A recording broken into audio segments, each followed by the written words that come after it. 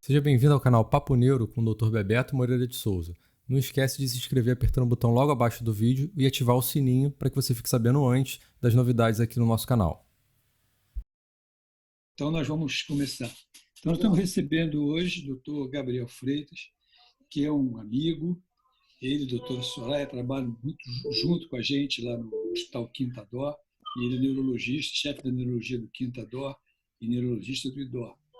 Então, ele vai mostrar alguma coisa sobre os protocolos de stroke, as coisas, os fundamentos para a gente saber exatamente o que a gente tem que fazer. E depois a gente vai ter um tempo bem bom para discussão. Então, Gabriel, você quer apresentar a sua tela? Boa noite, Luiz Alberto. Bebeto é um amigo já, uma pessoa muito querida de todos nós. É um prazer eu estar aqui conversando com vocês. Eu vou tentar mostrar um pouco para vocês da evolução que houve nos últimos anos no tratamento do AVC isquêmico.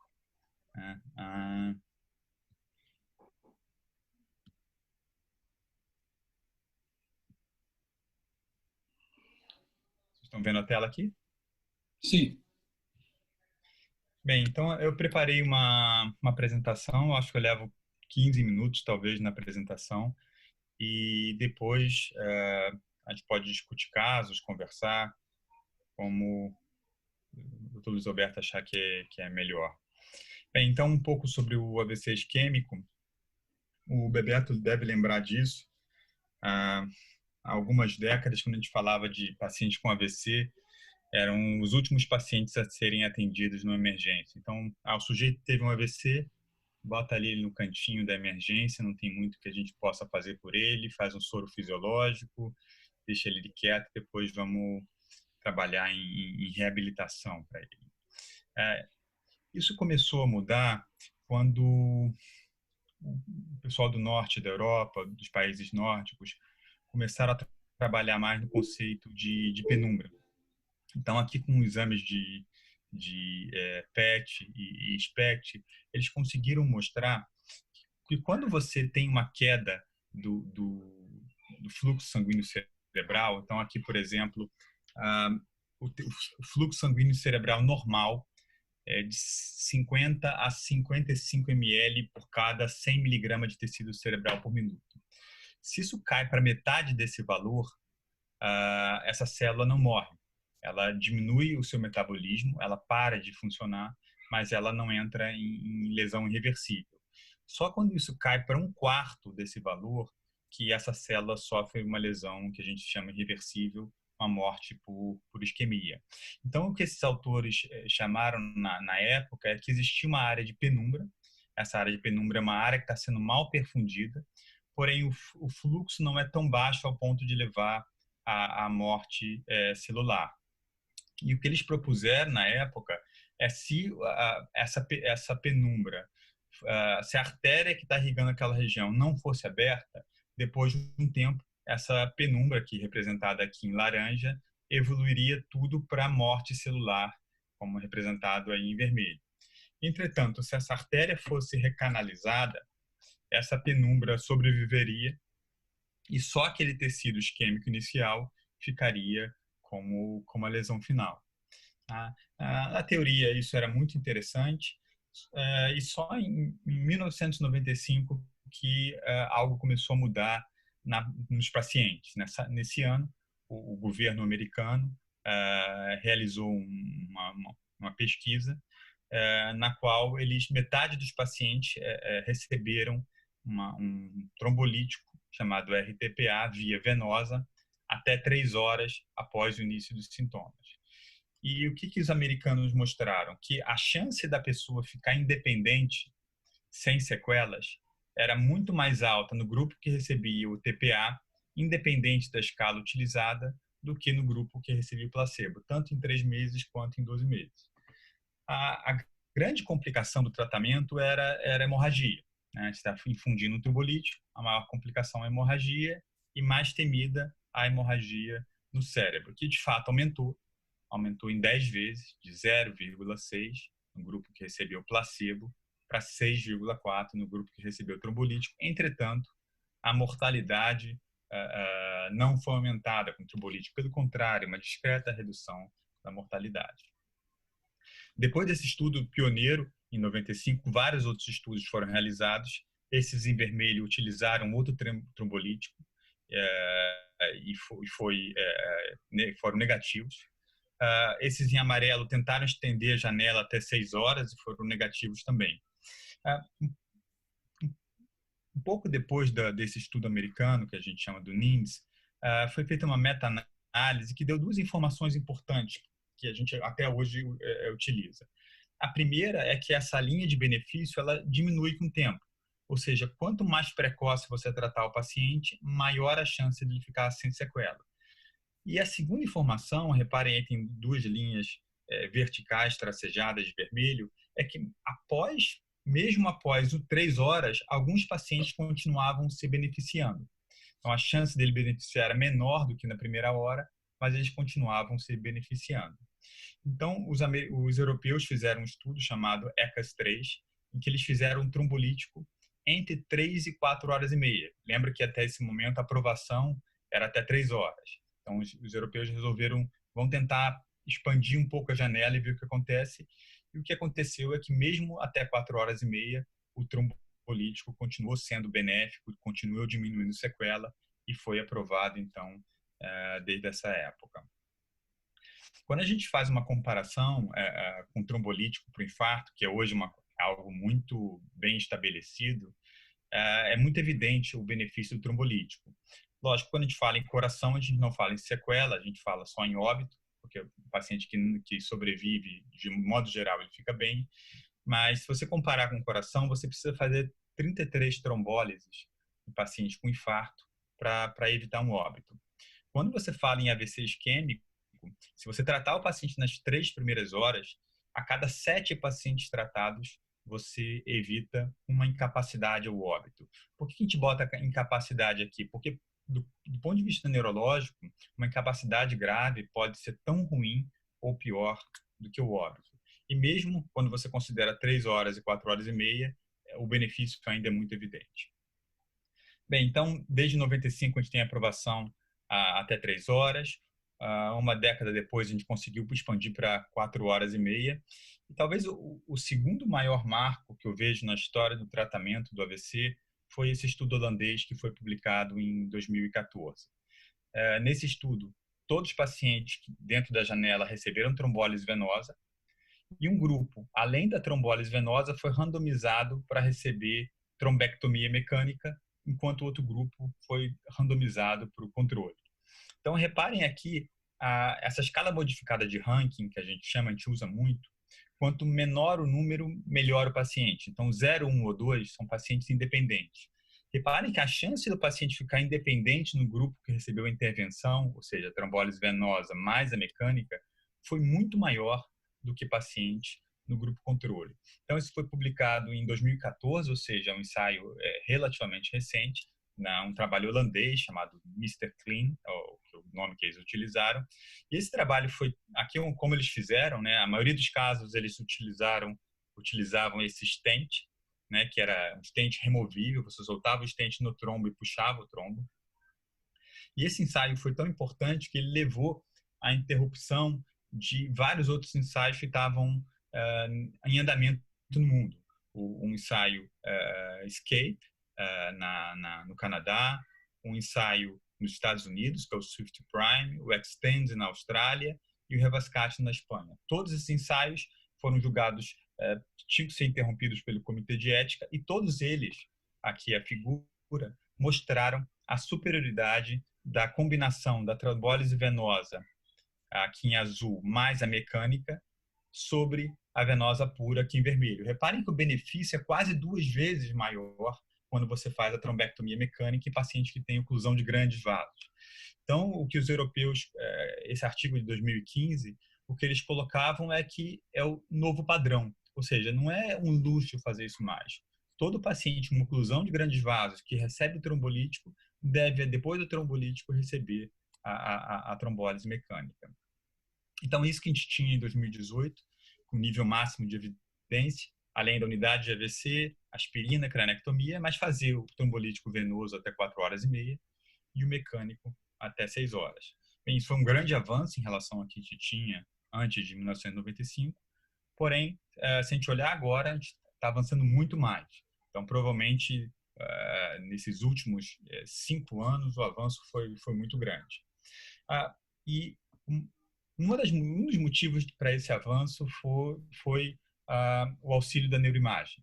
A gente considerava o tempo para medir um paciente, porque a gente sabe que a penumbra cai com o tempo, que o núcleo da isquemia, o core, aumenta com o tempo, porém esses tempos são médias. Então tem pacientes que vão perder a penumbra muito mais precoce do que isso, porém tem pacientes que vão manter a penumbra por muito mais tempo. Então, por que a gente, ao invés de usar o tempo marcado no relógio, a gente não usa o tempo tecidual? Aquilo que cada paciente, que está acontecendo em cada paciente, ou seja, uma abordagem muito mais individualizada e muito mais inteligente. E aí que entram os novos, né, métodos de imagem, né? Na verdade não tão novos assim, mas o que os trabalhos fizeram foram padronizar as diferenças, né, das diversas máquinas, e hoje você consegue calcular tanto a área de core, de isquemia, de lesão irreversível, quanto a área de penumbra com a tomografia e com ressonância. Tá? Então, a tomografia acaba sendo muito mais prática na fase aguda, e esses softwares, eles têm uma vantagem que eles diminuíram a diferença que tinha entre um aparelho e outro. Então, há alguns anos, se você media uma penumbra no aparelho da GE e media no aparelho da Philips, poderia ser diferente. Com esse software, se você mede em diferentes aparelhos, esse valor dá igual. Então, começaram os estudos utilizando penumbra. Então, os estudos para tratar os pacientes, eles só tratavam aqueles que tivessem penumbra. Um desses estudos, publicado há 2 anos, teve um brasileiro como investigador principal, Raul Nogueira, que está agora em Atlanta.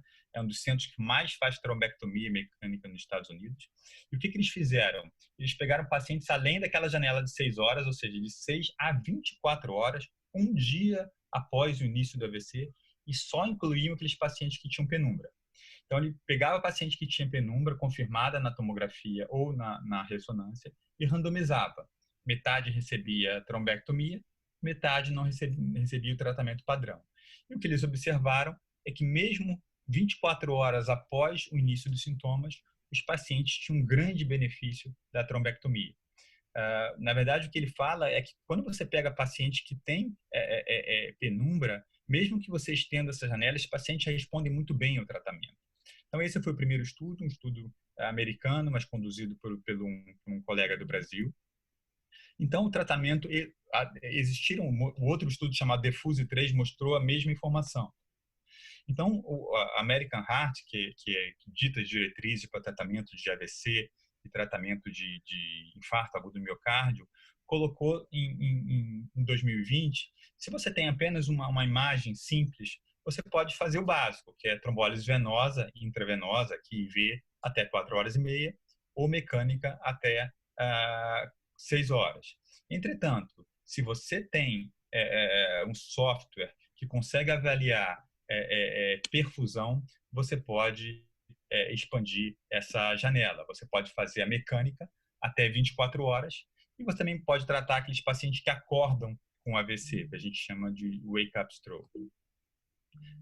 E isso evoluiu ainda mais, tanto que hoje, nos Estados Unidos e na Europa, o que eles discutem, e isso está muito longe da nossa realidade, é se um paciente que chega no hospital que tem um time endovascular na emergência, é se o paciente precisa fazer a venosa antes de fazer a mecânica. Os ensaios hoje, tem 2 ensaios que foram apresentados esse ano, eles mostraram que se você tem um time endovascular preparado no hospital, os resultados de você fazer a mecânica pura parecem ser tão bons quanto você fazer a venosa mais a mecânica. Isso ainda é um pouco diferente da nossa realidade. Outra ajuda que a gente teve da neuroimagem, então alguns centros na Europa eles não tinham software para fazer perfusão e avaliar a penumbra e o core.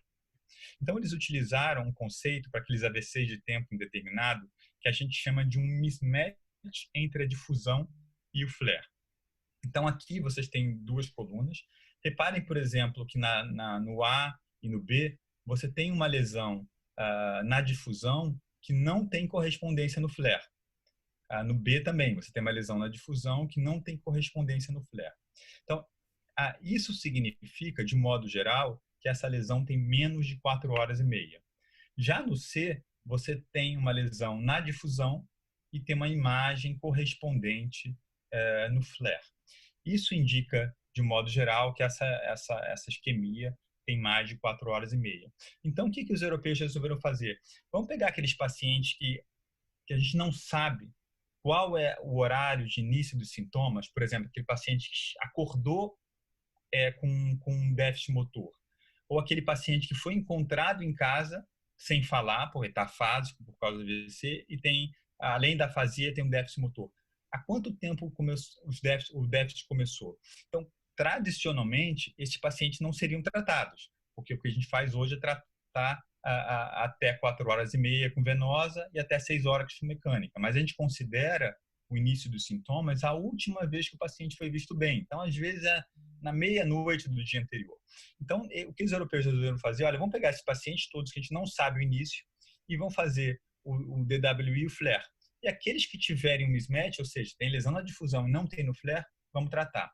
Então, os europeus fizeram isso. O ensaio foi chamado Wake Up. Então, geralmente são pacientes que acordaram com sintomas.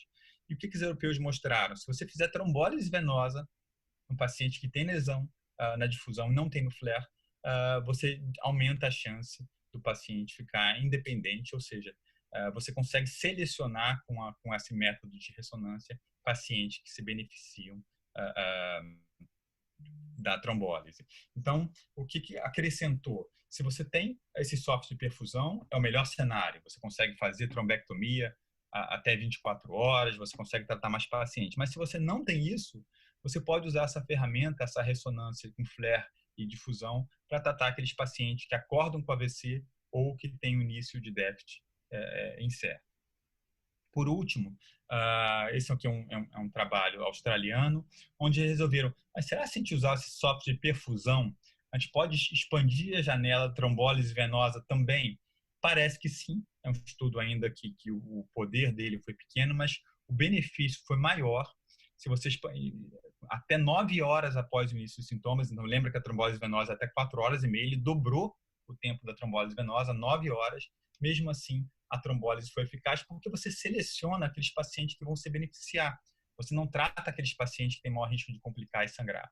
E aqui é uma meta-análise de 4 horas e meia, 9 horas, comprovando o benefício de tratar com alteplase, se você conseguir mostrar que esses pacientes têm um mismatch. Então, você aumenta a chance do paciente ficar sem sequelas de 29% para 36%.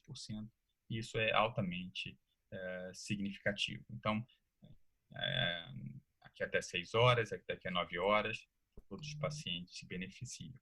Então, hoje, se você tem a tomografia e ressonância que consegue avaliar a perfusão, você consegue dobrar de 4 horas e meia para 9 horas a janela de trombólise venosa e você consegue quadruplicar de 6 horas para 24 horas a janela da trombólise mecânica. Ou seja, é melhor para o paciente, é melhor para o médico neurologista, é melhor para o neuroradiologista, todo mundo ganha com esse tratamento. Para onde que as coisas vão? Eu acho que melhoramos muito, eu acho que ainda vamos melhorar mais ainda. Eu acredito que a gente vai ter agentes trombolíticos muito mais seguros do que a gente tem hoje. Eu acredito que a gente vai tratar os AVCs cada vez mais precoces. E eu acredito que daqui a alguns anos, mesmo no nosso sistema aqui brasileiro, onde tem essa confusão toda de convênios e hospitais, a gente vai estar muito mais organizado do que a gente está hoje. Então, aqui são novos trombolíticos. Então, por exemplo, aqui a desmoteplase, e a tecneteplase. A grande vantagem desses trombolíticos é, primeiro, eles são feitos em bolos. Você não precisa ficar infundindo igual que a gente funde o RTPA em 1 hora. Segundo, eles têm uma afinidade pela fibrina muito maior. Então, eles recanalizam mais e sangram menos. Então, esse foi um estudo que foi publicado agora, em que eles pegaram pacientes que foram submetidos a trombectomia mecânica, e metade deles fez o RTPA, que a gente usa aqui, o alteplase, e metade fez a tecneteplase. E eles só fizeram o seguinte, vão observar, quando a gente fizer a trombectomia, quantos abriram com a alteplase e quantos abriram com a tecneteplase, tenecteplase. Reparem que o número de pacientes que abriram com tenecteplase foi de 20%, foi o dobro dos que abriram com alteplase. Então, esses trombolíticos novos provavelmente são mais seguros e são mais eficazes. A outra questão é que a gente vai ter que remodelar o nosso sistema de atendimento de AVC. Então, não é possível que todo hospital queira ter trombólise venosa e trombólise mecânica. A gente não vai conseguir ter times eficazes de trombólise mecânica em todos os hospitais. Então, o que a gente precisa fazer, tanto no sistema público quanto no privado, é organizar hospitais de atendimento mais sofisticado. Então, a gente vai ter vários hospitais de complexidade menor e um hospital que vai liderar esses hospitais menores que vai ter uma complexidade maior. Então, o que vai ser feito é, através de telemedicina, esses hospitais vão se comunicar e se eu recebi um paciente que eu fiz a trombólise venosa e é um paciente mais grave, eu vou colocar ele na ambulância e vou transferir para um centro de maior complexidade para ele receber o tratamento de trombólise mecânica lá e depois ele pode ficar lá ou pode voltar para o meu hospital. Então, existem vários modelos que podem ser feitos. Aqui, eu gosto muito desse diapositivo, são grupos na Alemanha, onde você tem um tomógrafo dentro da ambulância. Então, você consegue atender o paciente com AVC, faz a tomografia e infunde o trombolítico já dentro da ambulância. Então, os alemães são tão sistemáticos que eles fizeram um estudo para mostrar que a trombólise feita dentro da ambulância era mais rápida que a trombólise feita no hospital. É lógico que é mais rápida, mas eles são tão certinhos que eles fizeram um estudo e conseguiram mostrar isso. Bem, então, era só para dar uma pincelada de como as coisas estão mudando em relação ao AVC isquêmico, mudando para melhor. É lógico que a gente tem ainda um grande caminho pela frente, tentar organizar esse atendimento de AVC no hospital, tentar organizar centros de maior complexidade que vão receber pacientes de outro hospital, tentar implementar essas técnicas novas de avaliar perfusão, avaliar o corre com ressonância e principalmente com tomografia. É uma briga que a gente tem há muito tempo. Luiz Alberto nos ajuda sempre com isso, sempre incentivando. Às vezes ele está perto de conseguir, aí vem alguém e fala, não pode ser agora, a gente não tem verba. Mas eu realmente acredito que, apesar de tudo, a gente está avançando para um cenário onde mais pacientes vão ser tratados, menos pacientes vão ter sequelas, bem diferente do que a gente viu há alguns anos. É isso, Bebeto, que eu preparei para vocês. Não quis fazer nada muito demorado, não. A sua explanação foi muito boa por causa da coisa histórica, né? Então, foi muito bacana, um segmento. Então, já ficou definido que 4 horas e meia trombólise venosa, até 6 horas e meia trombólise mecânica, e agora, baseado nessa tecnologia que a gente tem de perfusão, difusão, a gente começa a querer estender cada vez mais esses prazos. Então, e cada vez a gente conquista um pouquinho.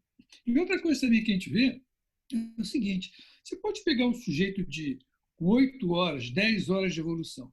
Se você conseguir um método, por exemplo, você faz uma difusão, você vê que ele tem uma área muito pequena, tem uma área grande de penumbra, mesmo que dê alguma encrenca naquela área ali, vai dar um hematoma, um negócio qualquer, vai ser benéfico. Já está provado que esse paciente tem, né, uma sobrevida e uma qualidade, principalmente que quando a gente fala de neurologia, você deixou bem claro, coração, o sujeito morre ou fica quase bom. Neuro, é negócio da sequela, que muitas vezes é melhor o sujeito falecido que fica com uma sequela grave. Então, o que a gente quer discutir agora é isso, né? As situações que a gente encontra, às vezes, de dificuldade, que no meio do caminho tem decisões difíceis, né? E também esses trials, vocês ficam muito, tem gente que quer seguir a risca, e tem gente que já arrisca um pouquinho, né? Então, esse assunto eu quero tratar agora, eu quero ouvir perguntas específicas do pessoal, para a gente tirar nossas dúvidas.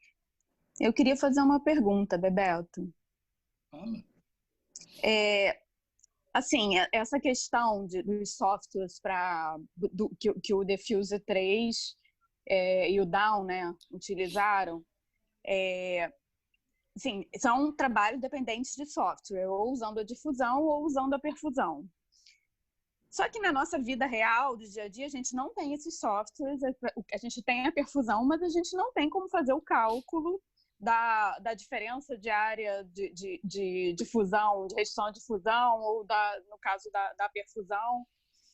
E aí eu queria saber o seguinte, vocês tomam decisões, na pergunta para você, para o Gabriel, vocês tomam decisões baseadas numa análise visual do mismatch ali, entendeu? Quando passou de 6 horas. Passou de 6 horas, aí, então vamos fazer uma perfusão, ou vamos fazer uma ressonância para avaliar como está a difusão, né? Porque, se eu não me engano, um trabalho foi baseado na difusão, o outro foi baseado na perfusão. Esses trabalhos de acima de 6 horas. Queria saber isso. A gente pode usar análise visual, já que a gente não tem o software, para tomar uma decisão de fazer uma trombectomia mecânica num paciente com mais de 6 horas? Então, Patrícia, de modo geral, minha resposta para você seria não. Assim, esse tratamento estendido foi aprovado pelo FDA baseado nos estudos que utilizaram uma definição muito estrita. Então, mesmo nesses estudos, no DEFUSE e no Down, você tem definição exatamente qual o tamanho da área de core, qual o tamanho da área de penumbra, qual a relação entre um e outro. Então, tem uma definição muito clara. Eu acho que você tentar extrapolar e fazer com softwares que não estão validados, começa a complicar, a gente não tem evidência para isso. É lógico que num caso, um paciente jovem, você pode até individualizar, mas de modo geral a gente não tem utilizado, saído muito dos protocolos. Eu acho que hoje é uma briga, assim, de as pessoas, não, mas são caros, eu realmente acredito que daqui a alguns anos isso vai estar muito mais em conta. Eu acredito que talvez as próprias empresas que vendem os aparelhos de tomografia e ressonância talvez já embutam isso no aparelho, ou seja, quando você compra um aparelho da Philips, talvez isso já esteja incorporado no aparelho, ou seja, ninguém tem que comprar isso por fora. E tem muita coisa andando, assim, pra vocês terem uma ideia, eu conversei com o Raul Nogueira esses dias, eles estão tentando fazer um trabalho em você avaliar a perfusão cerebral baseada na tomografia convencional em tons de cinza através de inteligência artificial, ou seja, você não injeta nada, e quando você olha aquele cinza da tomografia simples de crânio, talvez ali você consiga, com inteligência artificial, pegar aqueles vários tons de cinza e separar o que é core, o que é penumbra. Ou seja, pode ser que daqui a alguns anos a gente tenha métodos muito mais baratos, muito mais fáceis, mas você precisa ter isso documentado, porque o tratamento, quando dá errado, pode dar muito errado. Então, a gente não tem extrapolado feito no olho. A gente tem seguido, de modo geral, a não ser casos muito excepcionais, ao pé da letra o que dizem os estudos. A gente segue exatamente a bula. Esse caso que você comentou, só um minutinho, isso que você comentou da inteligência artificial, tons de cinza, isso está um estudo bem adiantado, realmente. O Eudenberg comentou isso, é um engenheiro, amigo nosso, que fez umas palestras aqui, e muito ligado em tecnologia. Então, isso está uma coisa assim, vai ser bem aceitado isso aí, vai ser uma realidade. Ou não, Patrícia? Não, ia falar com o Gabriel, porque o Gabriel viu aquela paciente que a gente discutiu na sessão do web carotide. E ela foi um exemplo, porque assim, ela foi, teoricamente, começou como sendo um wake-up stroke, né? Ela foi encontrada desacordada no quarto. E aí, ela chegou, ela tinha uma oclusão proximal, né, importante, de cerebral média, foi para a ressonância, e na ressonância tinha pouca diferença. O flare estava muito próximo do normal para a área de restrição que ela tinha, né? Mas tinha um dado importante no caso, é que no CT tinha uma área muito bem definida. Tinha uma que estava hipodensidade, operada. tinha uma hipodensidade maior. Se você fosse fazer o aspect ali, ia ficar 5, 6, entendeu?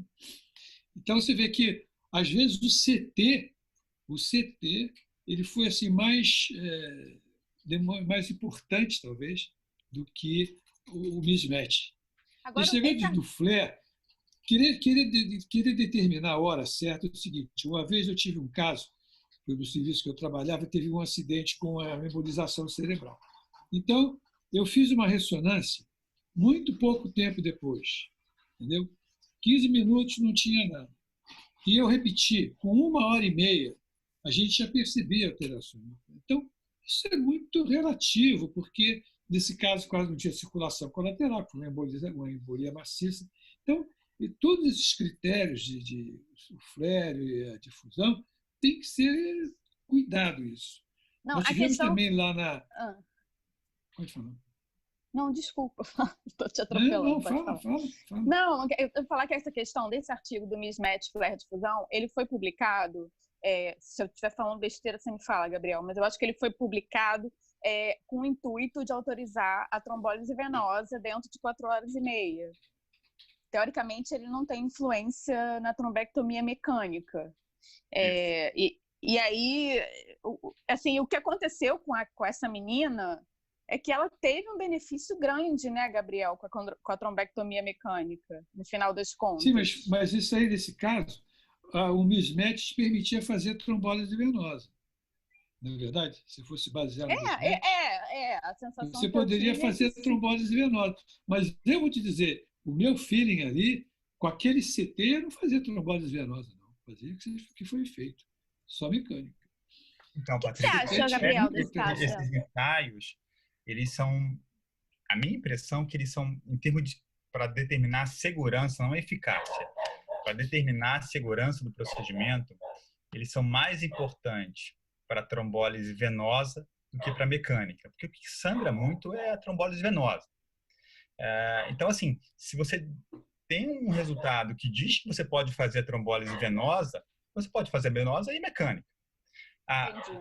Os trabalhos é muito interessante agora, isso o Raul discute muito isso, o Raul Nogueira, umas pessoas que pesquisam muito, eles realmente acreditam, porque desses trabalhos de trombólise mecânica, o Mr. Clean foi o mais liberal. Todos os outros trabalhos selecionaram muitos pacientes, só pegaram pacientes muito bons de tratar. O Mr. Clean não, ele falou, olha, se você tem mais de 6 horas, independente do restante, você pode tratar.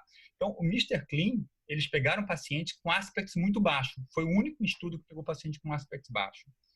E foi interessante, porque assim, geralmente a gente não vai tratar um aspect baixo. Mas o que o Mr. Clean mostrou? Mesmo com o aspect muito baixo, ainda o resultado é muito ruim, lógico, mas ainda é melhor se você vai para a trombólise mecânica do que você vai para o grupo controle.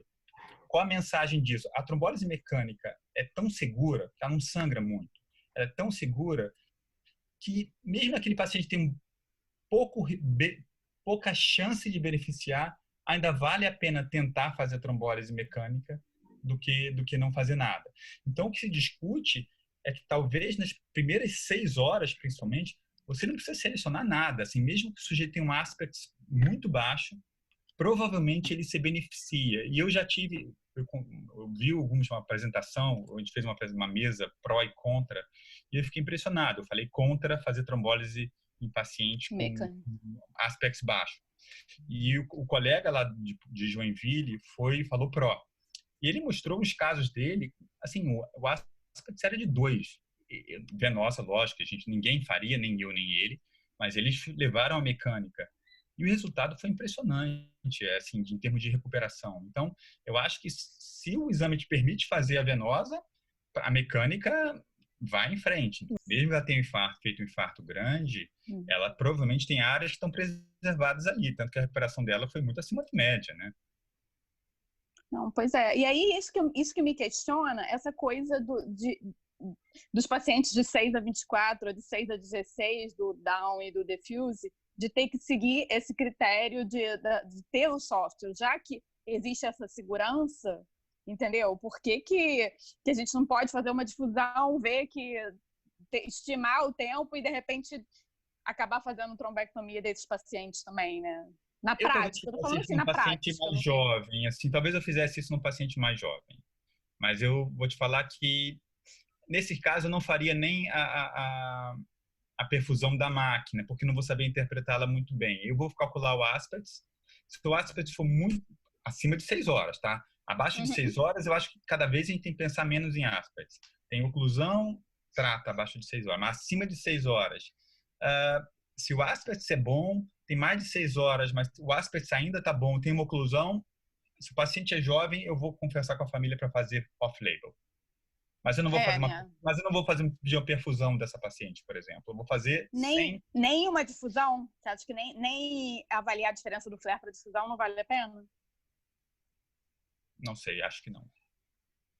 Assim, se você não for perder tempo, se você estiver esperando a hemodinâmica chegar e tudo, entendeu? Nessa situação. Não sei se vai me confundir mais do que me ajudar. Entendi. O flare de difusão eu uso realmente para aquele paciente que eu não tenho a mínima ideia do início dos sintomas, tentar me localizar um pouco. Estimar alguma coisa. Às vezes, a gente tem uma difusão com uma lesão muito pequena, mas o paciente com NIH grande, com muito déficit. Não está implícito um paciente com déficit alto, com NIH alto, uma difusão muito pequena, de que tem uma penumbra aí? É interessante. O Raul, no Down, eles utilizaram muito esse conceito, que eu acho que é um pouco mais difícil de fazer na prática, mas ele falava assim, olha a área do core e se os sintomas clínicos não corresponderem ao core, é um indício para tratar. Então, por exemplo, o paciente estava afásico. E aí, quando você olhava no core, na tomografia, que é a difusão, a área da linguagem não estava marcada ali. Então, era um sinal que existia um mismatch entre a clínica e o core da tomografia. E esse foi um critério que ele utilizou para tratar. Mesma coisa do lado direito. O paciente está negligente, mas o lobo parietal dele está preservado. Então, o core não tinha. Então, existe um benefício de tratar. Ele usou esse critério no estudo Down. Faz muito sentido. E nesse caso, você pode se respaldar nesse mismatch clínico de fusão para fazer a trombectomia mecânica. Sim. O Gabriel, uma coisa importante também é, por exemplo, um sujeito jovem, um infarto perto de uma área eloquente. Você tende a arriscar mais um pouco, né? Ou não? A gente sempre tenta arriscar mais no jovem, né? Porque o indivíduo, sei lá, de 40 anos, ficar hemiplégico afásico para o resto da vida é um castigo, né? Então, a gente sempre, volta e meia, a gente foge do protocolo em paciente jovem, sempre discutindo com a família, olha, a gente não pode fazer mais nada aqui formalmente, mas eu particularmente acho que vale a pena tentar recanalizar essa artéria. Se vocês estiverem de acordo, correr esse risco, a gente vai em frente.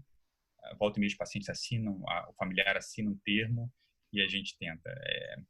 Eu acho que em jovem a gente tem que tentar mesmo. Interessante também que você falou aquela questão de você tratar a gente com aspecto muito baixo. Isso aí eu não tinha muito esse... Explica melhor esse negócio, por favor. Então, isso veio muito da observação do Mr. Clean, né?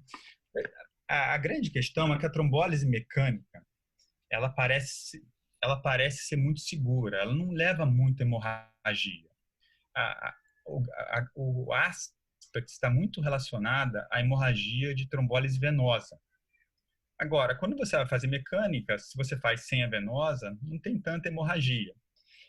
Todos os ensaios excluíram pacientes com aspects baixos. O Mr. Clean foi o único que incluiu. E esse dado que veio com que mesmo os pacientes com aspects baixos continuavam se beneficiando da trombectomia mecânica foi muito forte, foi muito impressionante esse dado. E aí depois desse dado dos holandeses, surgiram séries francesas, pacientes não incluídos em estudos, mas que eles pegavam pacientes com aspects baixos e tratavam. Eles mostraram resultado bom também. Então, tem vários estudos sugerindo que isso seja seguro e que traga um benefício para o paciente.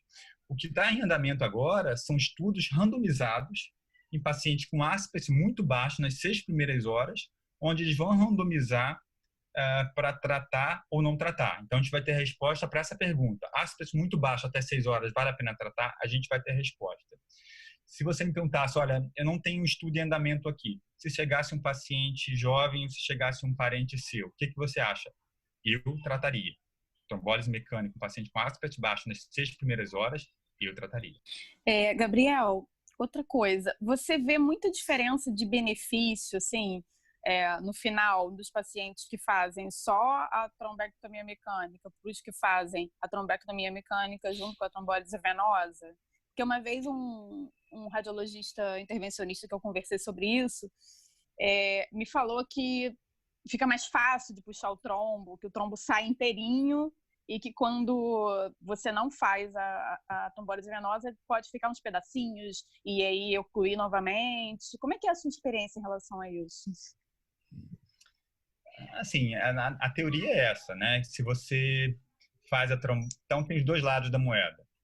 Se você faz a trombólise venosa antes da mecânica, alguns acham que a mecânica é mais fácil, que você precisa tentar passar menos vezes para abrir. Por outro lado, você tem um risco quando faz a venosa antes de fragmentar o trombo e ter mais migração distal. Então, esse é um risco. E, a minha opinião, o maior risco é hemorragia. Que quando você faz só a mecânica, você não tem. E quando você faz, que você tem pouca, quando você faz a venosa junto com a mecânica, você tem muito mais. Então, tinham essas duas teorias. E aí, lógico, a gente vê casos de um e o outro. É difícil ter uma impressão. Agora, o que dois estudos publicados agora, chamado DIRECT, e um mostrado agora no Congresso Europeu, os dois mostraram que os pacientes foram randomizados, metade trombectomia direta, mecânica, e metade venosa e depois trombectomia. Igual. Não, assim, não mostrou diferença. Não mostrou diferença. Acho que vão sair mais estudos agora. Então, a gente vai ter 5, 6 estudos com o mesmo desenho. E eu não vou ficar surpreso se esses estudos mostrarem que a trombectomia mecânica pura é igual à venosa mais mecânica. O que eu acho que vai acontecer, a gente vai evoluir para o mesmo caminho que o infarto agudo do miocárdio. Se a pessoa tem um infarto e ela vai para um centro de excelência, onde tem venosa e tem mecânica, consegue fazer os dois na mesma hora, ninguém vai pegar um infarto e vai falar, não, faz a venosa primeiro e depois vamos fazer mecânica. Não, leva direto para a mesa de cateterismo e abre. Eu acho que o AVC vai evoluir para isso. Se a pessoa vai para um centro que tem os dois, nem pensa em fazer venosa, vai direto para a mecânica. Agora, se ela está no interior, ela vai para um hospitalzinho onde só tem a venosa, ela vai receber a venosa lá, vai ser imediatamente transferida para um centro que faz mecânica e vai receber mecânica depois. Eu acredito que esse é o futuro. Vamos ver os próximos ensaios. Tem 5 ensaios, se não me engano. 2 estão prontos e mostraram não inferioridade. Vão ter mais 3 aí. Se eles forem todos nesse sentido, a gente provavelmente vai para esse caminho. Agora que você está falando, ganha corpo aquele negócio que se o sujeito chegar no hospital equipado, com o intervencionista presente, você examinou, sabe que ele tem sinais de trombose, de obstrução de um grande vaso, ele está hemiplégico. Acho que realmente é perda de tempo você ficar fazendo muita coisa. Leva para a mesa e atua, né? Eu acho que vai funcionar assim. Eu acho que brevemente a gente vai ter uma melhora muito grande nessas condutas. Eu acho também. Gabriel, deixa eu fazer uma pergunta. Qual o seu olhar para a circulação colateral? A gente sabe que ela só funciona assim mais para prognóstico, mas quando você tem uma boa circulação colateral, te mexe para um lado ou para o outro no tratamento? Então, esse estudo de trombectomia mecânica, principalmente o estudo canadense, o ESCAPE, ele avaliou muito circulação colateral. E ele só tratava, esse estudo, o ESCAPE, ele só tratava tardiamente aqueles pacientes que que tinham circulação colateral boa. Eu acho que quanto mais a gente ficar se a gente super selecionar, a grande questão desses estudos tardios, eles foram muito positivos. E quanto mais ele selecionava paciente, melhor o estudo era. Por quê? ele pegava pacientes tão bons de tratar, aquele paciente tem um aspecto alto, que tem boa colateral, que tem uma artéria ocluída. Pacientes tão bons que todo mundo ficava muito bem. Por outro lado, eram estudos que de cada 10 pacientes que você chegava na emergência, ele só conseguia incluir um. Então, assim, quanto mais refinado for a avaliação radiológica, e mais o paciente vai se beneficiar. A chance do paciente se beneficiar é maior, desculpa. Mas menos pacientes vão poder ser tratados. Quando você começa a selecionar muito, ok, aquele paciente que você selecionou vai muito bem. Porém, de 10, você só vai pegar um. Quando você começa a selecionar menos, olha, eu quero ser só o aspecto se você tem oclusão ou não, a chance desse paciente evoluir também é um pouco menor, porém, daqueles 10, talvez você pegue 5. Não sei se deu para você entender a analogia que eu estou fazendo. Não, sem dúvida nenhuma. Só queria saber o olhar do neurologista para a circulação colateral. Então, a gente sabe que o prognóstico é muito melhor, mas eu queria saber se define alguma coisa na... Não mudaria minha conduta hoje. Não mudaria minha conduta hoje. Eu acho que você vai selecionar melhor paciente, mas você não deixaria de fazer se tiver um aspect bom, por exemplo, na janela tardia, tá? Depois de 6 horas. Falando de tardia. Isso, tardia. Se ele tiver um aspect bom, independente da colateral, eu vou indicar o tratamento dele. O que geralmente acontece é que, geralmente, os pacientes que têm uma colateral ruim não têm um aspect bom. Geralmente, o paciente que tem uma colateral ruim não tem mismatch. Então, geralmente, tem correlação com outras variáveis, entendeu? Porque a colateral segura esse parênquima cerebral por mais tempo. Exatamente. É isso. Esse caso que vocês tiveram lá agora, foi feita a trombectomia, mas depois a artéria fechou. Não foi isso? Foi esse caso? Mas a circulação colateral estava muito boa. A peça cerebral anterior enchia todo aquele território cerebral médio. Então, eu, quando vejo uma colateral boa, eu fico muito animado. Porque eu sei que, às vezes, aquilo vai, mesmo que não faça uma trombólise mecânica, você vai restar um infartinho em núcleos da base ali, território de ramos perfurantes, que é onde estava o olho, e, às vezes, todo o córtex é preservado. E um assunto também que a gente tem que tratar, principalmente com os intervencionistas, é essa coisa do fechamento da artéria depois da trombectomia. Tem uns pacientes que a artéria teme fechar. Então, talvez pensar que eles já têm certas nuances de exame que eles percebem que isso pode acontecer. Então, uma das coisas a pensar também é botar stent, entendeu? Para segurar esse negócio. Já deve ter gente pensando em fazer esse tipo de coisa. Nessa paciente, talvez o que tenha acontecido, ela tinha um trombo no pescoço e não foi bem visualizado isso na fase aguda. Então, porque ela não fez pescoço, né? Ela pode ter reembolizado do trombo do pescoço. Nem acho que a lesão era muito difícil de tratar, não era uma doença aterosclerótica grave ali. Eu acho que abriu bem, só que um pouco depois deve ter mandado um outro êmbolo para lá. Acho que foi isso, Bebeto. Nessa paciente. O Eduardo achou que tinha ficado uns fragmentos, sabe? Ele até me mostrou, não sei se você viu isso na geografia, que até aí foi quando ele comentou essa coisa do trombolítico venoso, né? Ele falou, não limpou, não ficou aquela coisa assim, com aquela cara de que, limpou, não. Ele falou que teve a sensação na hora de que fecharia de novo, né? Então, não sei se foi outro trombo ou se ocluiu. Mas, de qualquer forma, graças a Deus, ela evoluiu bem, né? Apesar disso. A questão da trombólise mecânica é interessante isso. Quando a gente pega grandes vasos, a trombólise venosa, pegar uma cerebral média completa, uma carótida, a trombólise venosa é muito pouco eficaz. Uma artéria grande, a chance da trombólise venosa abrir, bota aí entre 10% e 20%. E os resultados da trombectomia mecânica estão cada vez melhores. Então, nas grandes séries, recanalização completa, ou boa recanalização, de 90%, entendeu? Então, é muito superior. É muito superior. Mais alguma pergunta? Bom, Gabriel, muito obrigado mesmo. Para mim, essa reunião foi excelente, porque desses bate-papos que a gente esclarece as nossas dúvidas, né? Então, foi muito bom, eu te agradeço muito e quero te convidar, porque amanhã nós vamos ter uma conversa com o Dr. Arno von Risto, que vai falar sobre cirurgia de carótides vertebrais. Então, você está convidado para participar lá, para a gente perguntar o que precisa. Vai ser uma coisa feita esse estilo também, de todo mundo poder falar e tirar suas dúvidas. Tá bom? Gabriel, muito obrigado. Obrigado, Bebeto. Obrigada, Gabriel. A sala do ar é ótima. Aproveitem. Obrigado, Gabriel. Obrigado, um abraço. Tchau. Valeu. Tchau, tchau. Ótima sessão.